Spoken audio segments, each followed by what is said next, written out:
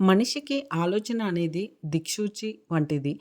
ఏ దిశలో ఆలోచిస్తే అటువైపే జీవితం ప్రయాణిస్తుంది. కాబట్టి ఆలోచన అనేది అన్ని వైపులా సమగ్రంగా పరిశీలించి తీసుకోవాల్సిన నిర్ణయం. ఈ గుణం కలవారు భౌతికంగానే కాదు, ఆధ్యాత్మిక విషయాల్లో కూడా గొప్ప ఫలితాలు పొందుతారు. శ్రీకృష్ణుడు అర్జునుని యుద్ధానికి ప్రేరేపించేటప్పుడు విజయాన్ని మాత్రమే కాదు, ధర్మ పరిరక్షణ, భవిష్యత్తు తరాల సంక్షేమం వంటి అన్ని కోణాలను ఆలోచించి సలహా ఇచ్చాడు. అంత సమగ్రంగా ఆయన చేసిన ఆలోచన వల్లే పాండవులు ధర్మ యుద్ధంలో విజయం సాధించారు. బుద్ధుడు సత్యాన్ని తెలుసుకోవడానికి రాజ్యాన్ని విడిచి వెళ్ళినప్పుడు అది క్షణికోత్సాహం కాదు. జీవితం, మరణం, దుఃఖం, విముక్తి అన్నింటినీ లోతుగా పరిశీలించి తీసుకున్న నిర్ణయం. దానివల్లే ధర్మచక్రం సమస్త లోకాన్ని చుట్టి వచ్చింది. మన దైనందిన జీవితంలో కూడా ఆధ్యాత్మిక దృష్టితో ఆలోచించడం చాలా అవసరం. ఉదాహరణకు, ఎవరైనా మనకు అన్యాయం చేసినప్పుడు ప్రతీకారం తీర్చుకోవాలా లేక క్షమించాలా అన్నదాన్ని కేవలం భావోద్వేగంతో కాకుండా శాంతి, ధర్మం, కర్మ, ఫలితాల దృష్టితో ఆలోచిస్తే నిర్ణయం మారుతుంది. భగవద్గీతలో చెప్పినట్టుగా ఫలాపేక్ష లేకుండా కర్తవ్యాన్ని నిర్వహించడం శ్రీకృష్ణుడి ఆలోచన తాలూకు శ్రేష్ఠ రూపం.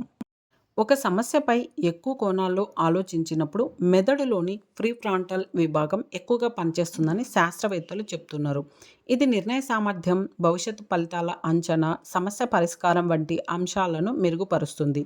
క్రమబద్ధమైన లోతైన ఆలోచన మెదడులో న్యూరాన్ సంబంధాలను బలపరిచి దీర్ఘకాలికంగా మన జ్ఞానాన్ని, మానసిక స్థైర్యాన్ని పెంచుతుంది. ఆలోచనకు సహనం, జ్ఞానం, ధర్మపరమైన దృష్టి అవసరం. వేగంగా స్పందించడం కన్నా మనసుని శాంతపరచుకొని పరిస్థితిని అన్ని కోణాల్లో పరిశీలించి నిర్ణయం తీసుకుంటే అది అందరికీ మేలు చేస్తుంది.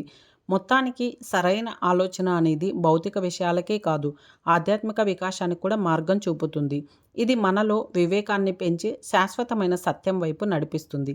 అందుకే మనం ఆలోచన స్పష్టతను పెంపొందించుకోవాలి. ఆలోచనల స్వభావమే మన భవిష్యత్తును నిర్మిస్తుంది. మంచి ఆలోచనలు శుభ ఫలితాలను, దుష్ట ఆలోచనలు సమస్యలను తెస్తాయి.